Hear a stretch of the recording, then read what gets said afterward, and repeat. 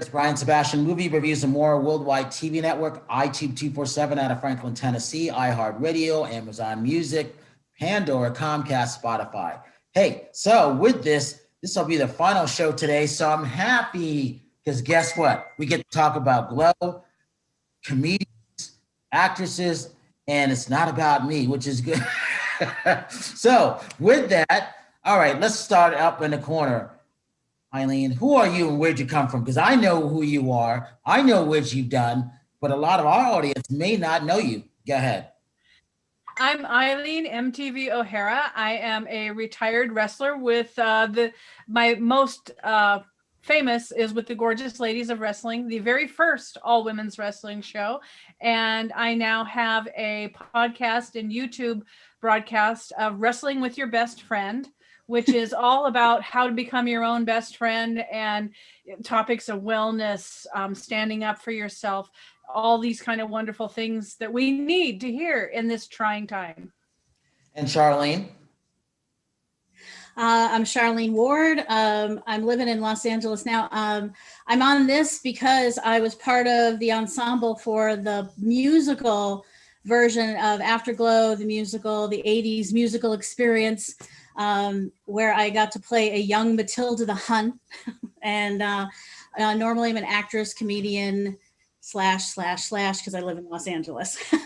and everything has to be / these days because no one could just do one thing anymore. It's oh, yeah. I'm still doing stuff out of the studio, which is great. We've never shut down because I always tell people I saw this coming 2 years ago. So I was able to adapt and adjust everything. I just didn't know what the name of the virus is going to be. So this has been our best year ever, which is why everybody's coming on, which is great. And everybody needs to have that platform. And I always tell people, you can never have enough podcasts. You can never have enough radio or TV because major network stuff is gone. And I started calling that 2 years ago, actually 3 years ago. I started saying film festivals were dead 4 years ago. So I'm honored to have anybody who comes on because it's always reaching out to a different audience that you may not be reaching. There's always, as and MTV, you know this, there's always that audience that may have watched you when they were little kids and now they're grown up and they're telling their kids about you. And that's an honor, isn't it? We have like 3 generations of fans, and I absolutely love our fans. We have the sweetest fans in the world. And when we were doing cruises, which you can't do cruises anymore because it's the virus boat, and you know, we would have the different generations all together come with us on the cruises. And hello, family, I love you. I have to concur. When we did the play, they had fans that flew out from all across the country just to go to this tiny little theater in West Hollywood. And they were so nice and so like generous with, you know, that they loved everything about these women. So it was really, as a person who I did not know what Glow was until I was cast in the play. And when I got to be a part of this, it was just magic, and their fans are outstanding. Yeah, we named our fans the family because they're more than fans, and they're, you know, they're like family, so they're the family. You know, one of the best books I ever read was Matilda's. How she started, the things that she did. The last time I talked to her was 5 years ago when she came on our show at Adrenaline Radio in Whittier, and we carried her up. It was an honor to have her there. And she really liked it because we gave the whole hour to her. And that was special. And I always tell people, and I still have that book, and that book is hard to get. And no one's getting that book because I know it's going to be a movie or a series or a documentary one day, if not all 3. And she deserves that. So good for you, Charlene, for doing that because she's so well respected. And this lady was at the forefront of a lot of things. Yes, she was. I was amazed when I got to know her as I was learning the lines, and I got to work with her directly. What was funny was before we actually met in person, I called her on the telephone, and she was a little intimidating, I will admit, because when we were talking, I said, "So I'll be playing young Matilda the Hun." She said, "Are you at least 5'8"? And I said, "No, but I'm going to be wearing boots and they're going to tease my hair up high." What'd she Which say? is perfect for the 80s. Oh, Yeah. she laughed about that because she, I think she knew it would be difficult to find a woman who's like 6'4", just running around Hollywood. So I was honored to play her. Honest to goodness, she's a wonderful woman. What did Well, you know? What did you find out about her that you may not have known, prior to taking that, that role on? Oh goodness, I mean everything, because I knew nothing about her. I actually told people, I said, when I talked to her on the phone, it was like talking to like a dirty grandma. She was hysterical because she is like, I have an aunt who, tells it like it is, can swear like a sailor, and I felt like I was talking to family when I was talking to her. But when I found out that, because I had to play her, I'm like, when I found out about like, oh my gosh, she was a dominatrix. I mean, she was like, they ran a phone sex line, and she did the wrestling telegrams. I'm like, this is fascinating. And I love her for it. MTV, you still look gorgeous, obviously. What is it Thank you. with heads that always could just age gracefully? What's that all about? Well, first I wanted to say to Charlene, you did an amazing job playing her. You did her justice, and I want to thank you for the beautiful job that you did. And secondly, what you don't know about Queenie is that she wanted to be a torch singer, and because of her height, and because she's a really good singer, and she wanted to be an ingenue and break into acting, but because of her height, she was so tall, they wouldn't let her. So she kind of just had to go into wrestling, and which led her into doing, I mean, she wrestled a bear, for God's sakes, to start, and had to go into these other professions because no one would allow her, because of her height and her size, to I mean, we have a much more tolerant culture now, which still could use some work, but that's something that nobody really knows about her, unless you know her.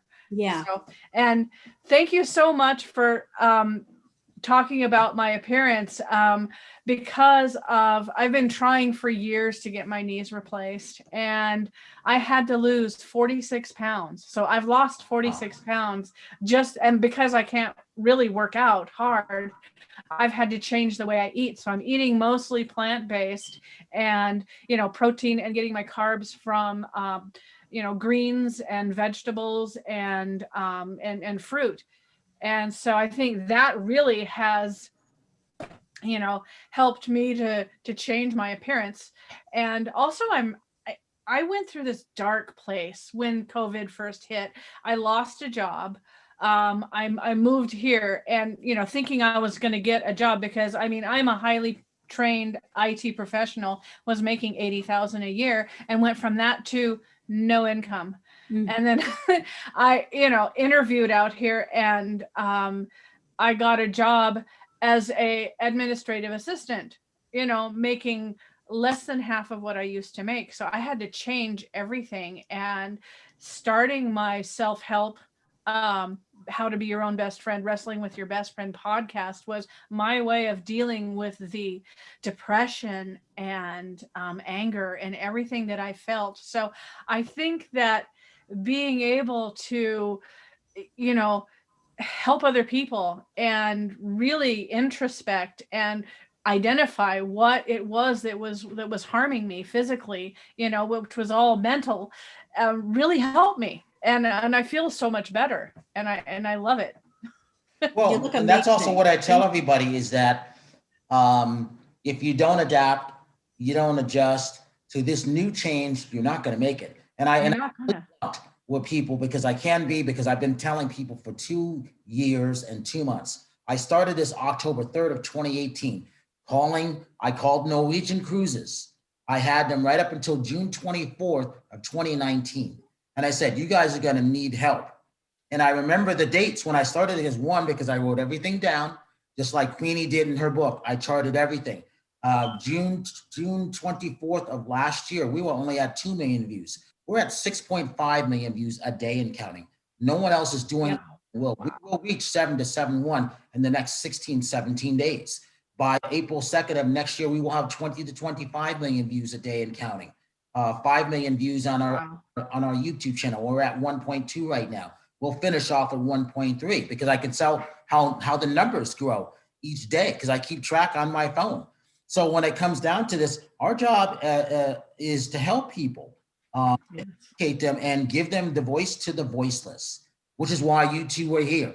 Because I say yes to everybody, whether I'm tired or not, because I know everybody needs that voice. Sometimes it's their only way of speaking out. And Eileen, what you just said is so true. I'm talking to people around the country daily, around the world at night. My phone, I have 2 phones, they're constantly ringing, and I'm doing my best to encourage my friends and whatever I can send it to them because everybody needs help. So I understand what you went through because I know dealing with my other friends and also warning people. I didn't just start telling people this yesterday. I started October 3rd of 2018. What did I tell you? I could see a lot of things in advance. When I had Queenie on our show, that was 2015. I wanted to talk to you because I knew this might be the last time. You want to capture those moments. And again, going to Charlene on this, good for you, not knowing anything, taking on a true life subject, because I hope you're cast for this sometime in the future. You'll have all of us to support you. Say, no, we have one person to play it. Why shouldn't it be you? You already played it, right? Right. It was great. I was a brunette and now I'm a redhead and I kept it. This is 2 years. I've been a redhead now. And what was funny is that I think once I turned into a redhead while we were in rehearsals, people kept tapping me on the shoulder thinking I was Eileen. From the back, it was just like my hair was Eileen's color. So, but going to your point about, being able to do like more, you've got more views now than ever before. I'm doing more now. Granted, I took some time off from stand-up, but I'm actually doing more stand-up shows now on Zoom than I ever did going to clubs. And it's always because, at that time, you're working for a living, so you can only get so many shows and deal with that. But there's some comics that won't do Zoom shows at all because it lacks the audience laughter. There's delays, there's glitches. But Mary Kennedy, who both of you I think have met before, she was right on it. She's doing Zoom shows after Zoom shows after Zoom shows, and it inspired me because I'm like, you know what, we've got to have some creativity here or we're going to die. So I started my own Zoom comedy shows. And so now I'm doing like once a month. I think I'm going to start doing again twice a month. I did a ghost story show. I've done theater on this little box. It's fantastic. It's really, the pandemic is horrible, but it's given a lot of other people different creative avenues, just kind of like where Queenie, she had to find her own path because people were kind of saying no. So for a lot of people, this is a way for them to, like you said, speak what they want to talk about, Well, and I always, and congratulations to you. You did the right thing because I was telling Sinbad, he went on the road. God, his agent booked him. He went to Arizona the first time. He went to Scottsdale. I'm like, thinking, you're going to Scottsdale to do a live show? And he drove down there, did the show, was uncomfortable because he's got a granddaughter at his house. And he's like most comics. You want to lug around, you want to get to know the people who came to see you.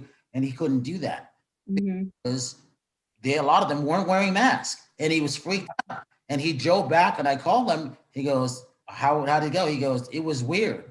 I'm not sure if I want to do this. And then he went to Indianapolis like a month later. Same thing. Trippy, comedian. So I always tell people, this is not going away. Never mind the virus, whatever you believe in it or not. This is the format. Animation, AI technology, telecommunications is not going away, and neither the masks. Think about this. And when any of the Asians came to California, what were they doing? They were wearing masks since 2008. I think as early as 2006. And I never forgot that because I started dealing with the Chinese in 2015 for the Hollywood Film Festival. And I never forgot that because of their bad pollution there that would come across to the Pacific to us, they always wore their masks. So this is not going away. So good for you, Charlene, because this is the way to go. They may not like it, or else you're going to get stuck not being able to change again to the new norm. Adjusting and adapting, will it cost you Absolutely, you're not doing the right way. And the reason I can tell people this, because I'm very blunt and open, because like I said, I've been warning them for 2 years. And if you didn't listen to me 2 years ago, look where we are now. Mm-hmm. What was it that made you aware that we were going to have a kind of pandemic or something like that? I saw everything starting to change in 08 when I was on my ranch. So for you two, what I would always do, I would always interview, say, George Clooney at the Four Seasons in Beverly Hills with the movie poster. That's what I did. I started to see the networks and everything change. I started to see how publicity was being done. We were getting screening links back then. What's everybody watching? Streaming.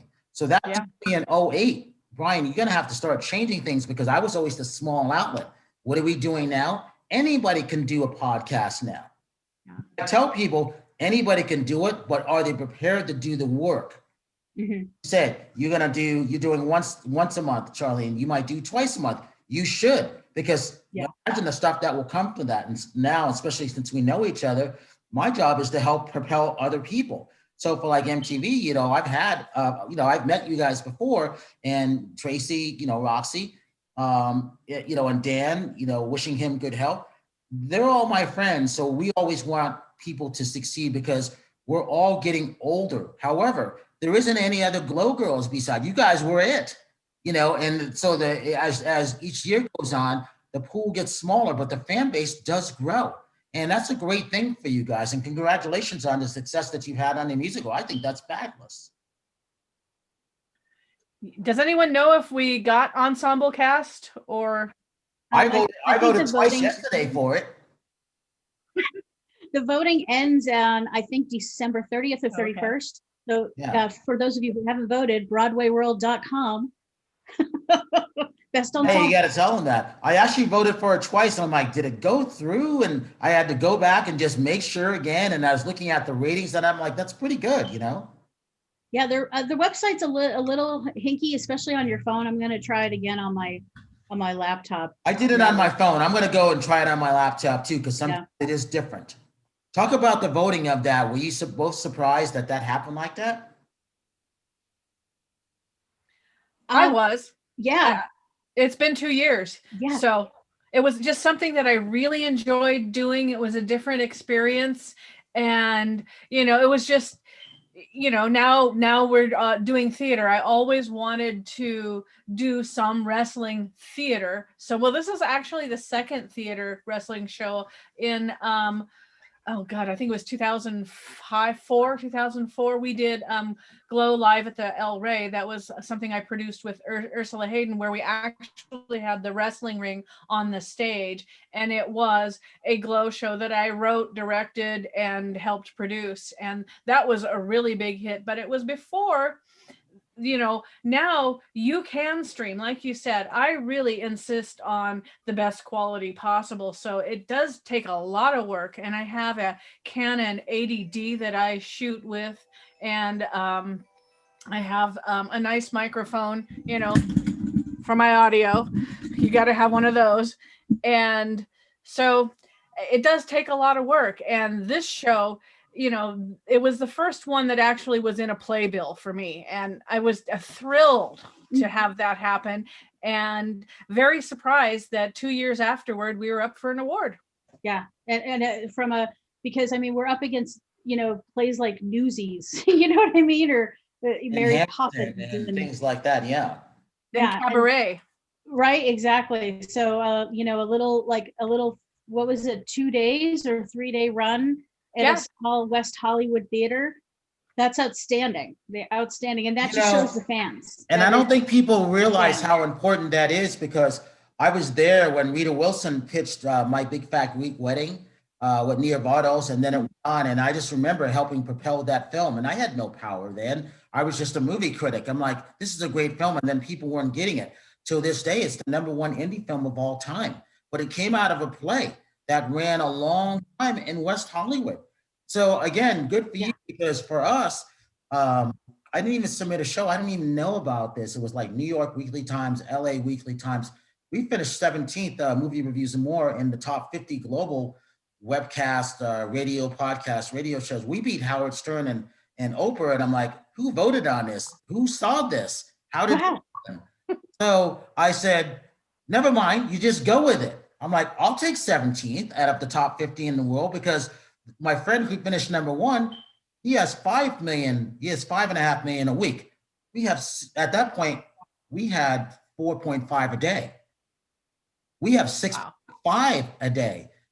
That told me something. So I said, for you guys, you take it and you run with it because you have the fan base.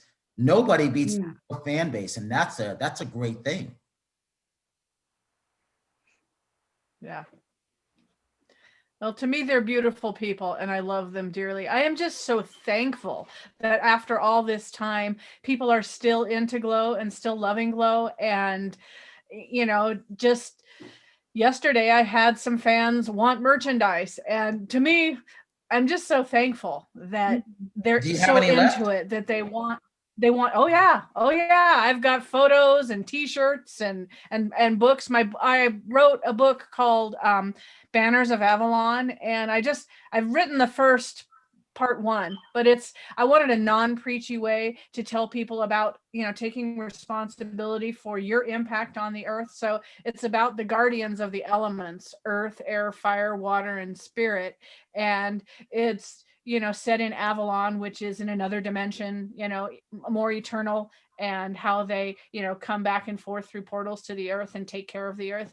And so one fan wanted a copy of my book. So yeah, I'm just really thankful that they're out there and still loving it, and that I get a chance to have a creative outlet, you know, and people still want to see and read and be a part of it.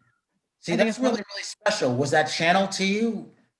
Oh, you know what? It's interesting you say that. When I write, it is like channeling. I mean, this story, I just reach out and this story happens, and it's as fast as I can do, you know, to write, to type, and I'll even create a character, and then they'll start doing things.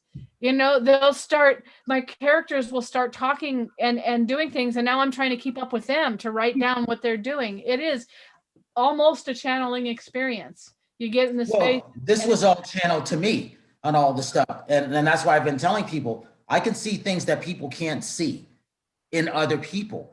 I don't care if it's the janitor. Everybody has a story to tell, right, Charlene? Oh, absolutely. In the past, you weren't given the outlet. You had to be invited on, you know, MTV. Remember when there was only 3 networks? How many outlets there are now? You know, it's incredible. But however, what we found out is just because you're on social media or not, if you're on Facebook, you might not be on Twitter. If you're on Twitter, you may or may not be on Instagram. Or, you know, if you even want to go the next step, to TikTok or Snapchat. It's a lot for everybody. However, they got their own different niches, and, you know, we had to tap into, okay, are we going to do this? Are we going to be keep going forward this? Because it's a grind. It's a grind. Had I not decided, and thank goodness I decided April 2nd to do Zoom interviews, because again, I saw it coming. But 240 shows since April 2nd, we started at 4.1 million views a day. We're at 6.5, and that told me something. We were able to 1.2. And like I said, we'll end up in the next 16, 17 days, 1.3 on YouTube. That's hard to do. So I applaud anybody podcasts, because now you got to go out and get future, you know, sponsors. And I tell people, we don't go by followers because you can always unfollow someone. I don't go by subscribers because you can always unsubscribe. And I don't go by likes because you can I like you right now. Nah, I changed my mind on like. And I tell people this, you can't unview a view. All the numbers I tell you, just views. That's all we go by. That's the major thing. So Charlene, with your comedy, take those views and make it work, because you will. Because I see you having a great future for you. And MTV could end up writing 2 or 3 more books, because I just know how it's channeled to you, because one is not going to be enough for you the way they're talking in your head. Oh no, it's a 5-part series. And I wrote it originally as a screenplay. It was supposed to be a television series, but when I was shopping it, everybody wanted to get a piece of the creative rights and wanted me to sign away creative rights. And so I decided, you know what, I'm just going to release this as a novel first, because then the creative rights are not in dispute and they can't say that they created this. So you know, and then of course life stepped in and I haven't had time to get back to it, but I already have 3 episodes written in screenplay format and 1 episode written in the novel form. So, you know, and I have the whole thing arced out. The entire series is all the storylines, you know, where it's going, the whole thing is arced out. So, You know, one of the interviews I would always have to do was, if you think of James Patterson, you would always recognize the name because his books were always at the airport. Women read his books. This guy would churn out the books one after another. I got a chance to interview them. There was like 7 of them. They're the world's best authors, and they wrote all the fantasy and kind of like titillating books that women would buy at the airports. And it was an honor to talk to them because they were just churning them out. And I was like, how do you guys do this? Because I'm not that writer. So I always admire those people who can write. But my job was to help take their book that they've written and get it out to the audiences that they weren't reaching. The people that know, that's where I do. I always take finished product and go from there. So it's one of those things where that's a great thing. I mean, talking to Peter Jackson for Lord of the Rings and what Tolkien did with all that stuff, it was always a trilogy. Now people are writing in 3 or 5 books things because they could see what J.K. Did for, you know, Harry Potter series. And I tell people, you want to be inspired for stuff, follow what she did with her 2 kids going to Starbucks and writing that. Imagine that. Yeah. Charlene, what else is new with you? What else do you have coming up? Tonight I'm hosting the Friday Night Funny show. A friend of mine, she produces a weekly show, and I don't know how she does it, because producing a show, you know, you produce show after show after show. This woman produces a comedy show every Friday night, and it is outstanding. So I get to host tonight. I am writing a sitcom. I wrote a sitcom a couple of years ago just for a class, and my sister is a nurse in an urgent care facility in New Hampshire. So God love the heroes, you know, because she's right there all in her PPE. And she's told me about some of the experiences that she has at work. So I'm going to kind of set up a sitcom, you know, just about her. It's not going to be a drama. It's going to be light. It's going to be fun because, you know, it is absolutely ridiculous, some of the people that she encounters on a daily basis. That's actually smart because I haven't seen anybody coming up with the comedy side of it yet. And I always tell people this, it's one thing for them to come home, but put your, you know, self in their place. They may not be able to hug their significant other. They got to take their clothes off first. They got to go take a shower. And then issues with that. Can I hug my significant other? Do I have to go back in the next hour? And that's when I'm reminding people a day about, this is what I do in between of all my shows when I'm not calling future sponsors or talking to the sponsors or getting ready for the Tuesday shows, is that my Zoom interviews now are for the content for our YouTube channel. And then I turn around and then I air them. So I do everything backwards. And the reason I do it backwards because nobody else did it that way. However, it works. So I tell people, if you can do it like this, and not everything has to be live, save some of it, put it up on your channel, watch it grow, but you got to be able to not just do a one and done and you share it once. No, you got to share it 7, 10, 12 times to reaching different people. That's the secret. And the reason I know all this, because we've done it. I watch my numbers go up and it says, and I take screenshots off of and I put them up on Facebook and all the other stuff, because you're getting more views outside of YouTube than you are on YouTube. What does that tell you? Yeah. So when it comes to, Eileen, when it comes to your future book, you'll be coming back. We'll be talking about that because one of the books I did in Tennessee is at 1,070,000 views. Woo. It's not on YouTube. Wow. Against it. And people forget this. YouTube is not in the country of Argentina. iTube 247 is. So I've got the whole country of Argentina on a platform. And there's only 3 people that run the site. And so that's only one show. The second show is on brands that I got. I've had our own hand sanitizer for 5 years. So if I could take a book and not knowing that was going to happen and the numbers are still climbing, anything is possible. That's why I'm doing so many shows. And the reason I don't say no is because imagine if I said no to YouTube, that would be doing a disservice. You guys have great stories to tell. It's an honor and a pleasure to have you both here. That's how I look at it. You know, I imagine you also see the world in patterns, see the world in like a rhythm, the flow of it. It's a chess game to me. Like if you get a chance to see the Queen's Gambit on Netflix. I loved it. So good. Loved it. Good. I saw that 2 months ago. Everybody's starting to catch on to it now because, again, it is movie reviews and more. So I have to see those movies before everybody sees them. So the game of life to me is like chess. The reason I loved it because it was a strong, powerful woman. I love strong, powerful females because you guys, you lost your voice for a long time. That's why I love what you girls are doing with Glow. You know, there's only a couple men there, but really, it's about the woman. It's about their stories and where they're going. And Charlene, the position that you're in, you know, portraying Queenie, there's only one of her, just one. Yeah. And the fact that I was fortunate enough, she gave me the book, and I don't know, she couldn't put you in a headlock, but to be put in her headlock, that's an honor. You know, it is. Oh, yeah. So fans, you know, if you remember seeing her fans MTV, fans would, hey, if she didn't put you in a headlock, it's not real, right? The knocker locker is what that's called. That's right. Yes, I've seen many. William Shatner got put in a knocker locker, and he said, "Whoa, that just cleaned my pipes."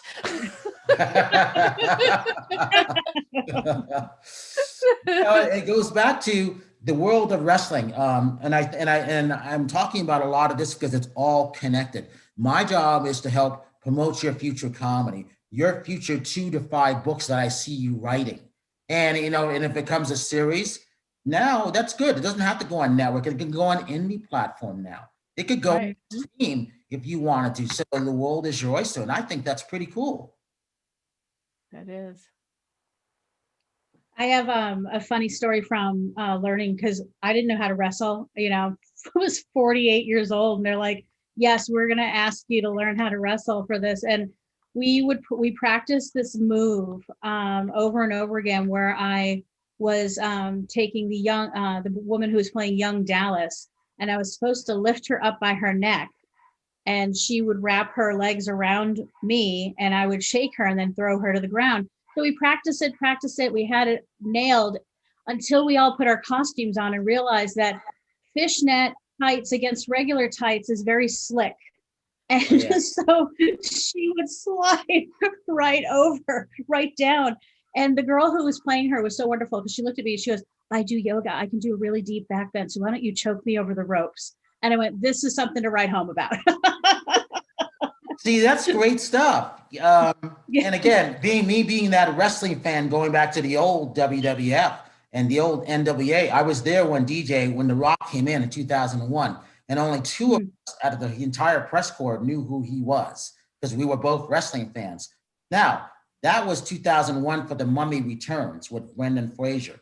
And think about this. Look where he is now. Look what Danny Garcia, his ex-wife, current manager, $86 million last year from the wrestling world. So again, this is why I root for anything that the girls are doing, because there's nothing stopping you guys. If you can do it on a ship, you can do it in a casino, you know, all the stories that you guys went through, that's amazing. You still have more stories to tell.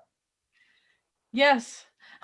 Well, and my big story right now is I just had 1 knee replacement, and I'm finally getting the other one next week. And I am just thrilled. I will be able to walk properly again, to ride a bicycle, to hike, to just further get me out there and maybe even get in the ring again. I mean, even though both knees were bum, I still played a manager, and I was outside the ring, and I, you know, got into the ring for just a few minutes, you know, but then got back out again. But we did a show, oh God, a few years ago, and I did actually get to go, you know, get in a ring. Didn't do much, but I wish I still could. And when I have new knees, maybe I can, not like I did, but still participate. I love wrestling. I loved everything I did in wrestling, and I do it all over again,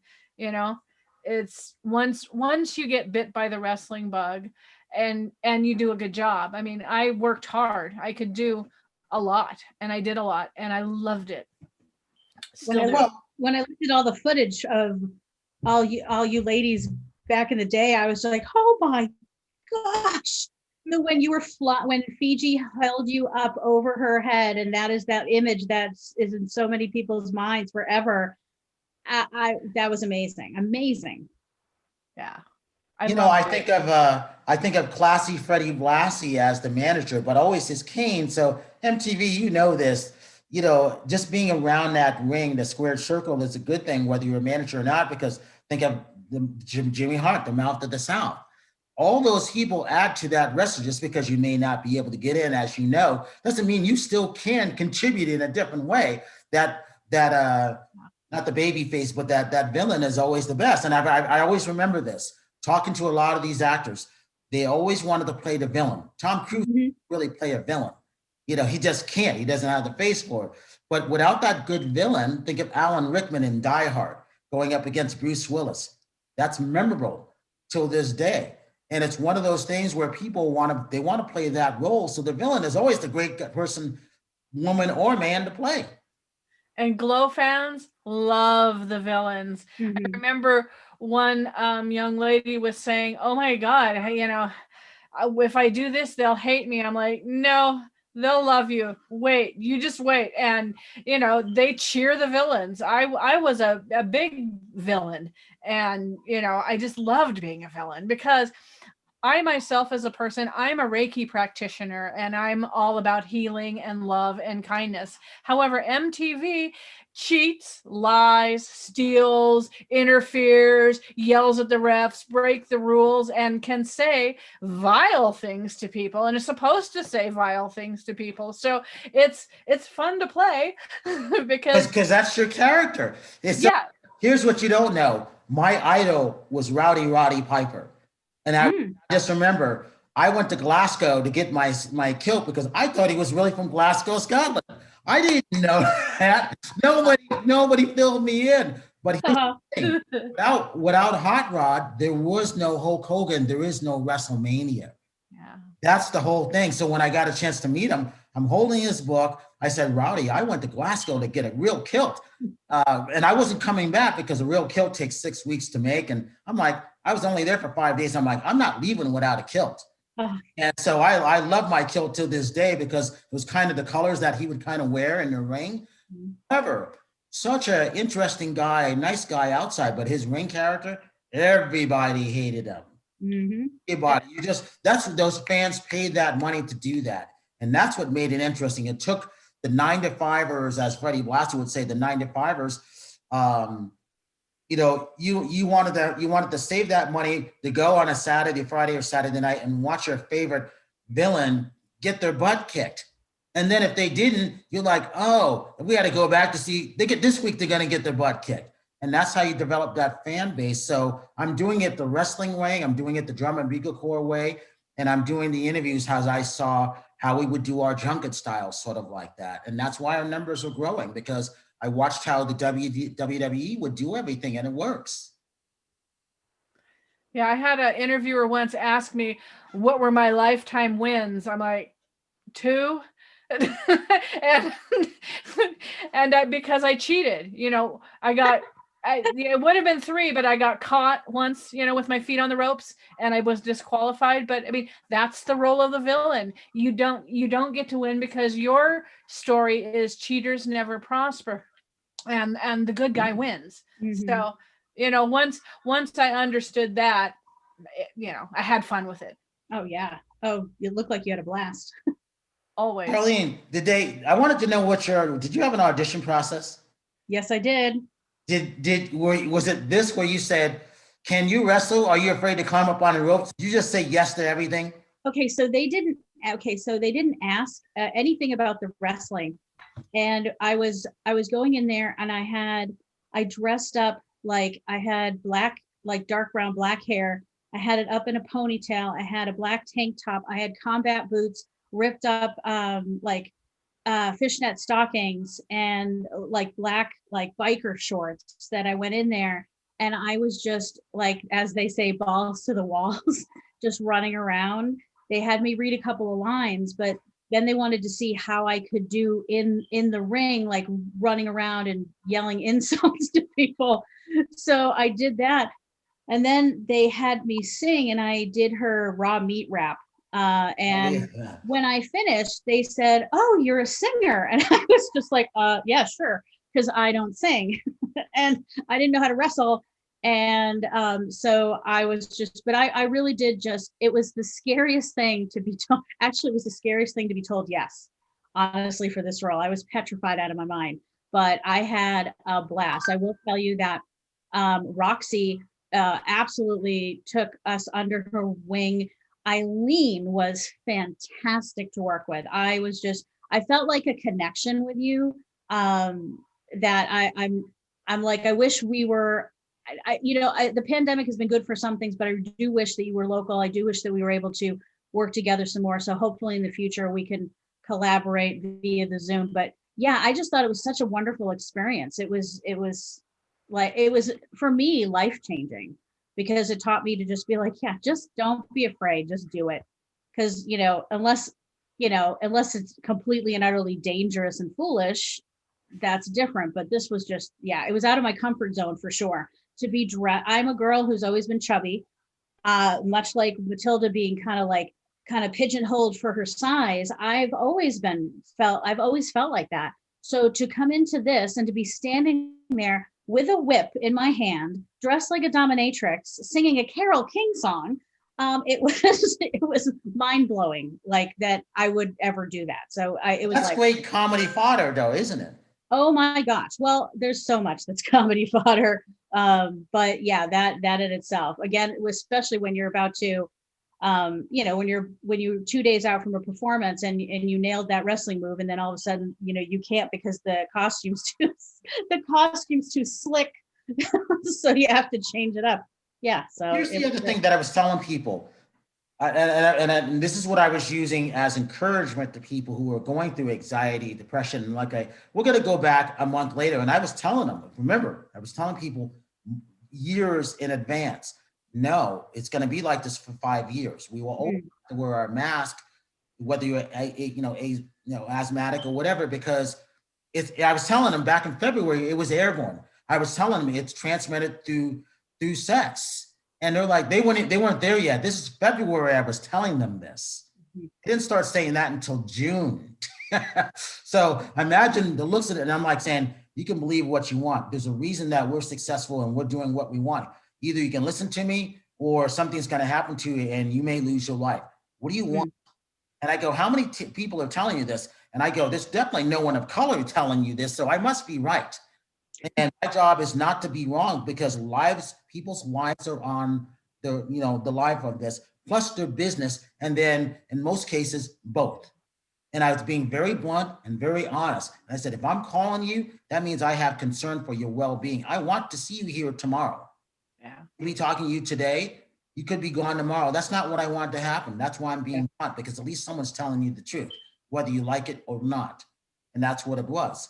So when it comes to all of that, I was just saying, do something, do this encouragement, write your book now, write your screenplay now. You've got time.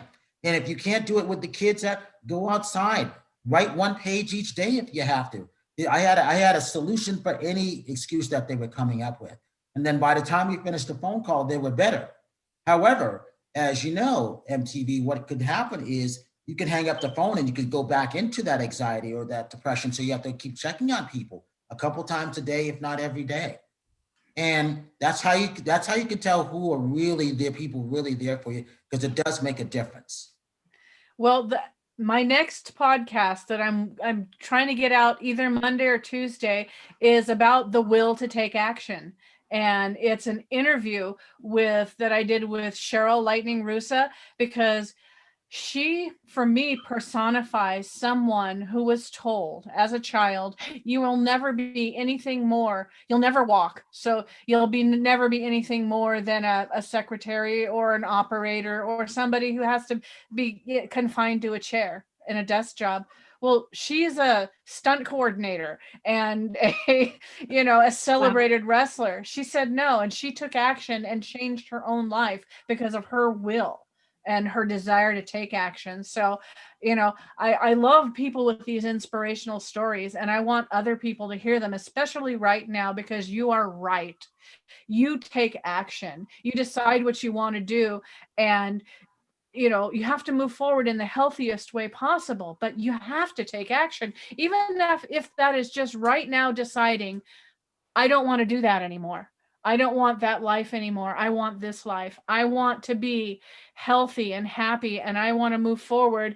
And I think being your own best friend, because a best friend listens, a best friend is on your side, and a best friend is someone you can always turn to. So if we could do that for ourselves, especially with the isolation that we have right now, if we could do that for ourselves and make our life a better place, I think that we can spread this kindness and spread this better life and help make the world a better place. And that's my mission right now.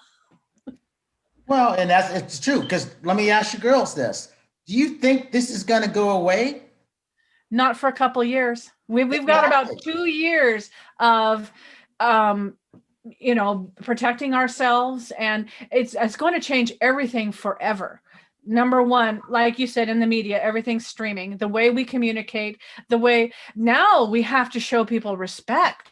Now we have to respect boundaries. Now we have to confront our families and be, with the people we live with. We didn't have to before. Our heads were buried in 50,000 other places, and we did not have to address our families. We did not have to shore up our interpersonal relationships. Now we do. And I think that this is changing us forever, but I don't think things are going to ever go back to the way we did things, but we're going to find a new normal. It's about 2 years. Absolutely. And that's why I asked you to this, because like I said, I already know the answers of that, because we're ahead. We're in the forefront, but we're still for another 2 months underneath the ground when not everybody knows about us, which is what I like, because I don't want everybody coming to me. I just don't want that. I want to be able to say, hey, Brian, can you do these interviews? Like, yes, I can. I don't want to be able to say, no, I can't because I have, Mark Cuban on or whatever. Mark's a friend or whatever, but I'm just saying, no, it's those people who might not have the access to tell their stories. Those are much more important because it gives them an outlet to tell. Plus, as you would say, your title to your podcast, it's brilliant. Our job is to help and inspire people and be in service to them. Yes. That's what that is. Charlene, give your social media websites and links. Okay, so I am working on my website is under construction because I had to change some things. So it's funnycomicgirl.com when it comes live again. And then on Facebook, I have a comedian, Charlene Ward page. I also have my regular page, which is Funny Comic Girl. I'm learning about social media. I was like lucky I switched over to Facebook from MySpace because I'm just. But MySpace was fun, wasn't it? Well, listen, it was funny. I finally got on MySpace, and I was like, okay, it's gonna help me find gigs to do comedy shows, and it did. And then people were like, oh yeah, Facebook. I'm like, oh, that's never gonna last. Then I switched over. So I'm on Twitter. It's all through like Funny Comic Girl or Charlene Ward. I'm on Instagram a bit. I'm trying to like navigate that because I think that one and Facebook are my favorite. I really do like those. Twitter, because Twitter's not visual so much. So. Well, so always remember this. Don't let the lack of individual followers get you down, because again, that's not what it's about. Because like I said, anybody could follow you right now and then change their mind 5 minutes later. Don't let that discourage you. Just keep doing what you're doing. Oh yeah.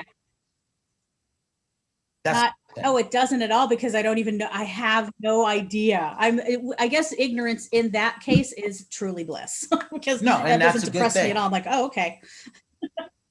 But I will say the last comedy show, because when I do my comedy shows, I do clean shows. So I can stream them on Facebook Live, and I keep them up for about a week so people can watch them at their leisure. And then I take them down. But this last show that I did, My highest amount of views for any weekly show, like that's been up a week, has been like 950 or so. And I'm like, yay. That's really good. But Where? it's up Where? to almost 1,200 on my Facebook page. I have it up live. It's up to 1,200 views. I'm like, that is outstanding. And I'm really, really happy about that. That's good. Or where are you putting them? Or you're archiving? Oh, do you have a YouTube channel? Yeah, I have a YouTube. I don't list them live because most comedians would rather not have their comedy, their sets living online forever. And I do understand that. So because if they're doing shows for other people, they want to be able to like promote those shows and have people come to the show with something. So they're seeing something new. So I only leave it up for a week. And then that way it also makes people want to come back to watch another show. You know what I mean? It gives them a sense of urgency to watch the show. So I usually cut it off after a week, which will be Saturday. I think you could experiment with that. I think it's like us on iTube out of Franklin, Tennessee. They are those 5 shows we have. Like I said, 4,011,000 on YouTube. Imagine if I had put them on YouTube, I wouldn't have gotten the same numbers because they're separate and they go up against that. So that told me a great deal. And that's out of Franklin, Tennessee, which is 25 minutes from Nashville. What does that tell me? It told me things are different. There isn't anything that you can't attempt that will not succeed because everything is succeeding now. So yeah. I would say leave your content up. What do you got to lose? Look at what Dave Chappelle did in his hometown in Ohio. Look what Kevin Hart did with his, inviting his friends to come in, his neighbors to come in with their mask on. I thought those 2 shows were brilliant. I think you should do the same thing. TV, your social media links. All right, I have to refer to all right, my podcast is on Buzzsprout and Apple and iHeartRadio and Pandora. And I also have a YouTube channel, Melody Trouble Vixen. And then my Facebook is Eileen MTV Glow O'Hara. I have a Twitter. Oh my God. I am so bad with this. My Twitter is Eileen MTV O'Hara, and Instagram is Eileen MTV Glow. So I try to update them all, but I'm mostly on Facebook, and then I update my YouTube channel with the video version of my podcast. So I kind of go at 2 angles. I have the audio version, which is the podcast, and then the video version, which is on YouTube. It's the same show, but some people want to hear it podcast. Some people like the visual media. And I try to throw comedy in there with I did my Josh Gates open. I love Josh Gates and the way he opens his shows. So I kind of modeled it after that, which I love it. Anyway. Well, no, that works fine because, when I'm replaying our shows back, because we stream at 5 p.m. West Coast, 8 p.m. Eastern, and that's when everybody in the world is streaming, and that's on Skype at that point. And I was the weakest link. And I said, I need 3 weeks to test it first to see if we got a strong internet connection because you're having rolling blackouts, which are not going away. I have portable solar panels, so just in case we go down, my laptop can go into that. So I won't do that because that's just the way the world is now. Everybody's on, and the internet wasn't built to have everybody on. So, and that's why I asked you this question, because I knew the answers. I wanted to hear your point of view. It's not going away. We're going to have this for 5 years, a vaccine or not. And anybody Black will tell you, we're not the first to step in line to take any kind of needles into us. It's Tuskegee Institute experiments. We went through that in the 30s and the 40s, and it wasn't good. So we understand what that's like. So I am just so thankful that there's finally a national conversation going on, because Black people have to be, this has to stop. I mean, every day, I'm going to start crying now. I hate it seeing how Black people have been systematically and systemically, the prejudice that's there and the racism that's there, and it has to be eradicated. And I'm glad there's finally a national conversation. I hate that people had to die for it to happen, but hey, I'm glad I grew up in an all-white town in East Lyme, Connecticut. There was 7,000 people there and only 3 Black families in the 70s. You can imagine that. I grew up in New Hampshire in the 70s, and we had I had one, everybody was white. And if they weren't white, their last name was anglicized. I knew a girl whose last name was Jimenez, but it was Jimenez, you know? So that, I mean, because it was just, that's where we grew up. And the one Black student in my grade, he was president, and I love, because he was our class president when in my senior year. So I grew up in an all white like town, and then to move to like Boston for college and to move to Los Angeles, and it was like awesome because there was like so many different people. So I know why he became president, because he's like, if I don't do this, I'll be ridiculed. Imagine this, MTV. Remember when the light came out? I went to the all white school. I jumped to make sure I was the disc jockey there, because I knew, how would that look? The lone Black guy wasn't the disc jockey playing the first rap song back then. That was in my mind. And I said, oh, I better do this. Again, that's why he did that. He says, let me be the president. Let me show how good I can be. I did that in the all white school. To this day, because because our high school band was one of the best bands in Connecticut. We were still close because of that. And I'm honored that they took me in, and they liked me. My sister has a whole completely different story, but they liked me in that town of East Lyme, Connecticut. Yes, where Lyme disease came from. That's where it came from. And it was one of those things where I never forgot that. And we communicate every day. And my friends who I went to high school are happy where we are. And so I'm trying to invite them on. I want to give them their point of view too, because again, everybody deserves to have the story told. And they're like, not yet. And they're like, no, why do you want me? And I'm like, we went to high school together. You're a great singer. You're a great football player. The message that you went through is great on educating people. Everybody needs to hear it outside of me. I think that's special. Yeah, I love your attitude about that, because I do think that everybody has a story to tell. It is not, it's not black and white. It is gray areas. And everybody has different experiences, you know? So the more that people talk about their own experiences, and as long as other people are willing to listen and take that in, we can learn so much about humanity as a whole. Yeah, it took me 16 years to believe in world peace. I mean, I've been practicing Buddhism for what, 32 years now? Had I not done that, like I said, 16 years it took me to believe in that. That's a long time, you know. Twice a day, I'm saying prayers for my friends. I'm doing my best to encourage my friends. But again, I was told this was going to happen, but until you start to reach certain things, it goes back to the success. When, in the 80s, when you were in wrestling, were you prepared for the success that you had? And then all of a sudden it ends the next day. That can send people into depression. You know what that's like, It's weird at that point. Yeah. Michelle Obama said, your story is your power. And I didn't understand that at first. I had to really ponder that too, because now I've come to that your story is your power if you let it be, because it can become a teaching point. It can become a learning point. Even though it might not be the best, thing that's ever happened to anybody, but by telling our story, we can help other people. And that horrible depression I went through when this pandemic first happened, and I realized there was no way I was going to get a job with the same income, because everybody shut down. Right.